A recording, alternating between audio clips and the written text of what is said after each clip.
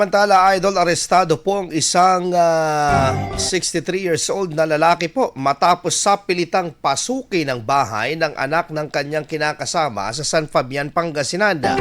Sa investigasyon, napilitan po ang babaeng partner na isuplong sa otoridad ang kinakasama dahil sa pambabanta nito sa loob ng tahanan ng kanyang anak. Bukod pa rito, hinabol pa ng suspect di umano ang anak ng kinakasama at tinangkang tagain gamit ang itaka. Nang rumisponde ang mga opisyal ng barangay, nanlaban pa ang suspect at nataga sa kamay ang isang opisyal bago tumakas mula sa kanyang bahay.